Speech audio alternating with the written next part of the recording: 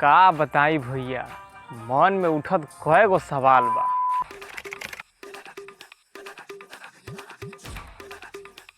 नेता भइल चोर, कहत लोग बिहारी के गवार बा, आ केहू ई ना पूछलक ओकरा मन में का बा।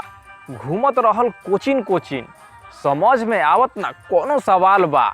आ नौकरी के तो पीछे भैया भरल केतना दलाल बा, केकरा पे करी भरोसा, ई मन में उठत सवाल बा। गांव के लोग बाबूजी से कहे तुहार बेटा तो गवार बा, आ घर दुआर सब छोड़नी, होत ना नैया पार बा। का बताई भैया, मन में उठत सवाल बा।